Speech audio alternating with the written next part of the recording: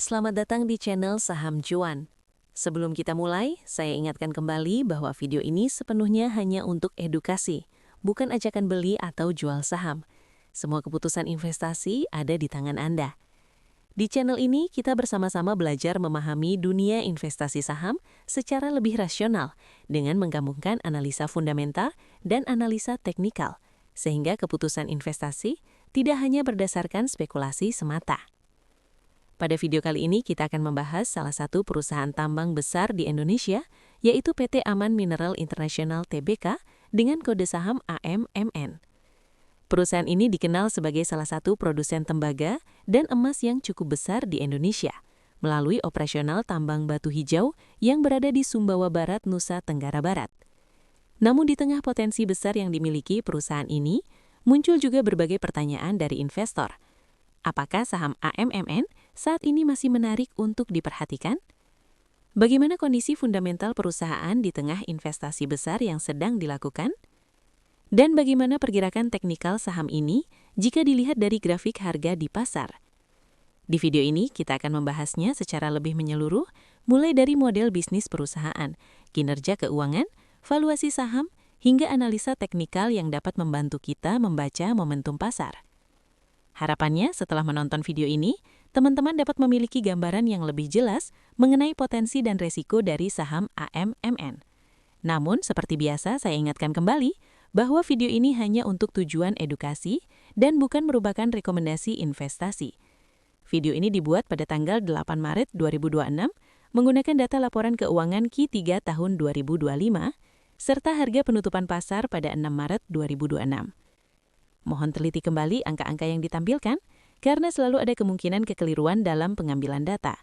Dan video ini dibuat atas permintaan dari @wastuwidiawan8014. Mari kita mulai dari gambaran bisnis perusahaan. PT Aman Mineral International Tbk merupakan perusahaan pertambangan yang bergerak di sektor tembaga dan emas, dan saat ini menjadi salah satu pemain penting di industri pertambangan Indonesia.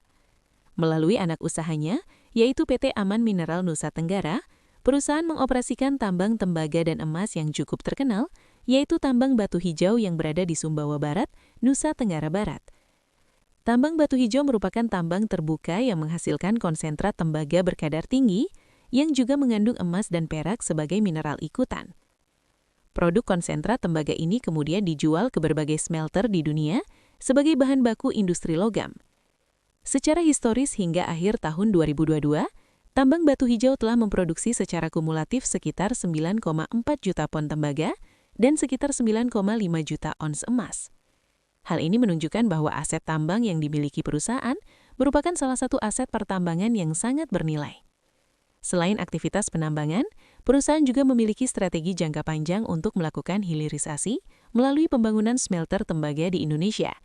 Smelter ini diharapkan dapat meningkatkan nilai tambah produk perusahaan, sehingga perusahaan tidak hanya menjual konsentrat mentah, tetapi juga produk logam yang memiliki nilai lebih tinggi. Jika strategi ini berjalan dengan baik, maka dalam jangka panjang Aman Mineral berpotensi berubah dari sekedar perusahaan tambang menjadi perusahaan tambang yang terintegrasi dengan industri pengolahan logam. Sekarang kita melihat struktur kepemilikan saham perusahaan. Pemegang saham terbesar adalah PT Sumber Gemilang Persada dengan kepemilikan sekitar 32% saham. Kemudian disusul oleh PT Medco Energi International Tbk yang memiliki sekitar 21% saham. Kehadiran Medco sebagai pemegang saham besar tentu menarik perhatian karena Medco merupakan salah satu grup energi besar di Indonesia yang memiliki pengalaman panjang di sektor sumber daya alam. Selain itu, terdapat juga investor lain seperti PT API Investment, serta beberapa investor institusi internasional. Struktur kepemilikan yang didominasi pemegang saham besar seperti ini biasanya menunjukkan adanya kendali yang kuat dari pemegang saham utama terhadap arah strategis perusahaan. Ultimate beneficial owner dari perusahaan ini adalah Agus Projo Sasmito, yang juga dikenal sebagai tokoh penting di balik pengembangan Aman Mineral. Sekarang kita masuk ke bagian yang sangat penting, yaitu valuasi saham perusahaan. Jika kita melihat rasio valuasi AMMN saat ini, terlihat bahwa valuasinya tergolong cukup tinggi. Price to earning ratio atau PER saat ini berada pada angka minus 105 kali karena perusahaan masih membukukan kerugian dalam periode terakhir. Sementara itu, price to book value berada di sekitar 5,4 kali, yang berarti harga saham diperdagangkan sekitar 5 kali lebih tinggi dibandingkan nilai buku perusahaan. Selain itu, price to sales ratio mencapai sekitar 38 kali, yang tergolong sangat tinggi untuk perusahaan tambang. Dari sudut pandang value investing, valuasi seperti ini bisa dianggap cukup mahal jika hanya melihat kinerja perusahaan saat ini. Namun, seringkali saham sektor tambang besar dinilai bukan hanya dari kondisi saat ini, tetapi dari potensi produksi dan ekspansi di masa depan. Sekarang kita masuk ke kinerja keuangan perusahaan. Pendapatan perusahaan dalam periode trailing 12 months atau TTM tercatat sekitar 11,6 triliun rupiah. Namun jika dibandingkan dengan periode sebelumnya, pendapatan perusahaan mengalami penurunan yang cukup signifikan, yaitu sekitar 60% secara tahunan. Penurunan pendapatan ini kemungkinan berkaitan dengan beberapa faktor, seperti perubahan fase produksi tambang, fluktuasi harga komoditas, serta proses investasi dan pengembangan proyek baru. Dari sisi laba bersih, perusahaan saat ini mencatatkan kerugian sekitar 4,2 triliun rupiah. Akibatnya, laba per saham atau EPS perusahaan juga berada pada angka negatif, yaitu sekitar minus Rp57 per saham. Margin keuntungan perusahaan juga mengalami tekanan. Gross profit margin tercatat sekitar minus 13%, sementara net profit margin berada di sekitar 8%. Kondisi ini menunjukkan bahwa perusahaan saat ini berada dalam fase tekanan profitabilitas yang sering terjadi pada perusahaan tambang ketika sedang melakukan investasi besar. Jika kita melihat dari sisi efektivitas manajemen dalam menghasilkan keuntungan, beberapa rasio juga menunjukkan angka yang masih rendah. Return on asset berada di sekitar minus 1,9%, return on equity berada di sekitar minus 5,1%, sementara return on invested capital hanya 0,15%. Artinya modal yang digunakan perusahaan saat ini belum mampu menghasilkan tingkat pengembalian yang optimal. Namun hal ini juga perlu dilihat dalam konteks bahwa perusahaan sedang melakukan investasi besar yang diharapkan memberikan hasil di masa depan. Selanjutnya kita lihat kondisi neraca perusahaan. Total aset perusahaan saat ini berada di sekitar 130 triliun rupiah, sementara total liabilitas berada di sekitar 129 triliun rupiah. Dengan demikian, total ekuitas perusahaan berada di kisaran 82 triliun rupiah. Debt to equity ratio perusahaan berada di sekitar 1,29 kali. Angka ini menunjukkan bahwa perusahaan memang memiliki utang yang cukup besar, namun masih dalam kisaran yang umum untuk industri pertambangan yang membutuhkan investasi modal besar. Kas perusahaan saat ini tercatat sekitar 11 triliun rupiah, namun utang jangka panjang perusahaan mencapai sekitar 96 triliun rupiah. Hal yang perlu diperhatikan adalah rasio interest coverage yang hanya sekitar 0,04 kali. Ini berarti kemampuan perusahaan untuk membayar bunga dari laba operasional masih sangat terbatas. Jika kita melihat dari sisi arus kas perusahaan, terlihat bahwa perusahaan sedang berada dalam fase investasi besar. Arus kas dari aktivitas operasional tercatat sekitar minus 21 triliun rupiah, sementara arus kas dari aktivitas investasi sekitar 25 triliun rupiah. Sebagian besar dana tersebut digunakan untuk capital expenditure, termasuk pembangunan smelter dan pengembangan tambang. Akibatnya, free cash flow perusahaan berada di angka minus 46 triliun rupiah. Namun perusahaan juga mendapatkan pendanaan dari aktivitas pembiayaan sekitar 37 triliun rupiah, yang kemungkinan berasal dari pinjaman atau pendanaan eksternal lainnya. Sekarang kita lihat performa harga sahamnya di pasar. Dalam 1 bulan terakhir, saham AMMN mengalami penurunan sekitar 15%. Dalam 6 bulan terakhir, turun sekitar 24%, sementara dalam 1 tahun terakhir, saham ini terkoreksi sekitar 8%.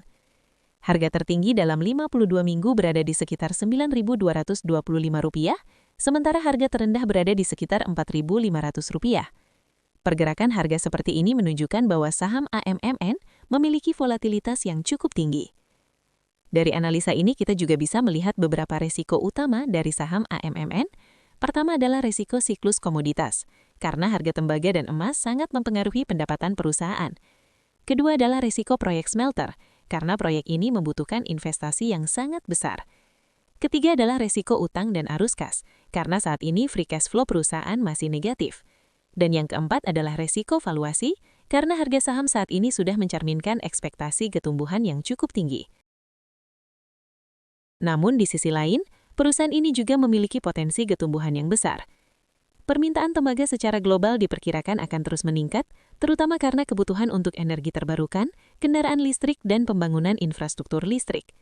Jika produksi tambang meningkat dan proyek smelter berjalan dengan baik, maka Aman Mineral berpotensi menjadi salah satu produsen tembaga terbesar di kawasan Asia Tenggara. Kesimpulan analisa fundamental. Secara keseluruhan, PT Aman Mineral International Tbk merupakan perusahaan tambang besar dengan aset strategis berupa tambang tembaga dan emas kelas dunia. Namun, saat ini perusahaan sedang berada dalam fase investasi besar dan transisi produksi, sehingga kinerja keuangan jangka pendek terlihat cukup tertekan. Valuasi sahamnya juga tergolong sangat mahal jika dilihat dari kinerja saat ini. Namun, pasar tampaknya menilai potensi pertumbuhan jangka panjang. Bagi investor jangka panjang, saham ini mungkin lebih cocok dipandang sebagai growth story di sektor komoditas. Namun tentu saja, setiap investor tetap perlu memperhatikan risiko proyek, kondisi keuangan, serta dinamika harga komoditas global. Karena pada akhirnya, keputusan investasi harus selalu mempertimbangkan risiko dan potensi secara seimbang.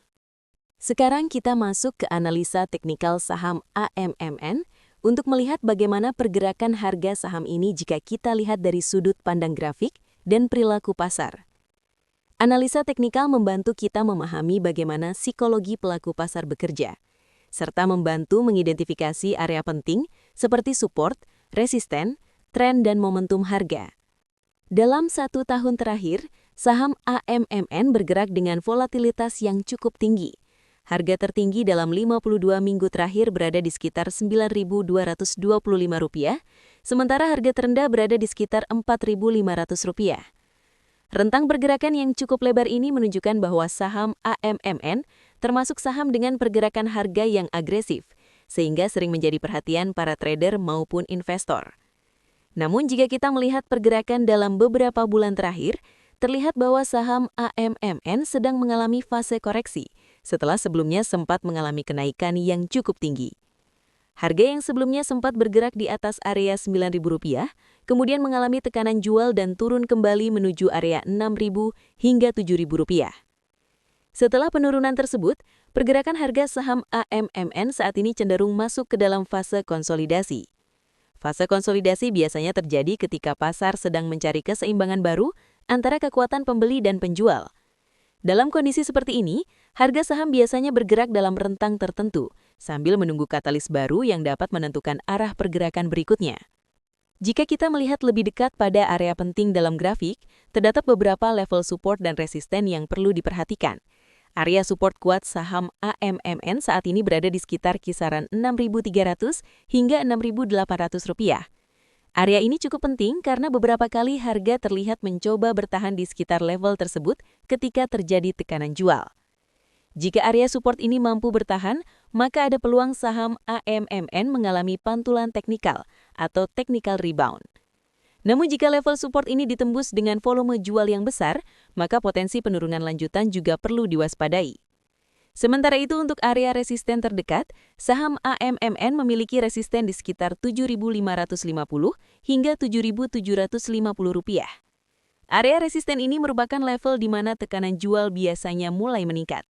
Jika harga mampu menembus area resisten tersebut dengan volume transaksi yang kuat, maka peluang kenaikan menuju area resisten berikutnya di kisaran Rp8.200 hingga Rp8.600 menjadi lebih terbuka. Namun jika harga gagal menembus resisten tersebut, maka kemungkinan besar saham AMMN akan kembali bergerak dalam pola sideways atau konsolidasi untuk sementara waktu. Selanjutnya kita melihat dari sisi indikator tren, khususnya menggunakan moving average. Saat ini posisi harga AMMN berada di sekitar area moving average jangka menengah, yang menunjukkan bahwa tren jangka pendek saham ini masih belum terlalu kuat. Ketika harga bergerak di sekitar moving average, biasanya pasar sedang berada dalam fase penentuan arah. Jika harga mampu bertahan di atas moving average tersebut, maka tren naik jangka pendek bisa mulai terbentuk. Namun jika harga kembali turun di bawah area moving average, maka tekanan jual masih berpotensi berlanjut. Kemudian dari sisi indikator momentum, kita bisa melihat indikator seperti Relative Strength Index atau RSI. Saat ini RSI saham AMMN berada di sekitar area 50 yang menunjukkan kondisi netral. Artinya saham ini belum berada dalam kondisi jenuh beli atau overbought dan juga belum berada dalam kondisi jenuh jual atau oversold. Kondisi RSI yang netral biasanya menunjukkan bahwa pasar masih berada dalam fase konsolidasi. Selain itu, indikator MACD juga mulai menunjukkan potensi sinyal pembalikan arah ke atas, meskipun sinyal ini masih perlu dikonfirmasi oleh peningkatan volume transaksi. Karena dalam analisa teknikal, pergerakan harga yang kuat biasanya selalu didukung oleh volume perdagangan yang meningkat. Jika kita melihat struktur grafik secara keseluruhan, ada beberapa skenario pergerakan harga yang mungkin terjadi pada saham AMMN ke depan. Skenario pertama adalah skenario bullish. Jika harga mampu menembus area resisten di sekitar Rp7.700, maka potensi kenaikan menuju area Rp8.200 hingga Rp8.600 bisa terbuka. Skenario kedua adalah konsolidasi sideways. Jika harga masih bergerak di antara area Rp6.300 hingga Rp7.700, maka saham ini kemungkinan akan tetap bergerak dalam fase konsolidasi sambil menunggu katalis baru dari pasar. Skenario ketiga adalah skenario koreksi lanjutan. Jika area support kuat di sekitar Rp6.300 ditembus, maka ada potensi harga melanjutkan penurunan menuju area support berikutnya yang lebih rendah. Karena dalam analisa teknikal, ketika sebuah support kuat ditembus, seringkali tekanan jual bisa meningkat. Sebagai kesimpulan dari analisa teknikal ini, saham AMMN saat ini masih berada dalam fase konsolidasi setelah mengalami koreksi dari level tertingginya. Momentum pasar masih tergolong netral dengan beberapa indikator yang mulai menunjukkan potensi pembentukan arah baru. Level penting yang perlu diperhatikan investor saat ini adalah area support di sekitar Rp6.300 hingga Rp6.800 dan area resisten di sekitar Rp7.550 hingga Rp7.750. Pergerakan harga di sekitar level-level ini kemungkinan akan menjadi penentu arah tren saham AMMN selanjutnya. Namun perlu diingat kembali bahwa analisa teknikal bukanlah alat untuk memprediksi masa depan secara pasti.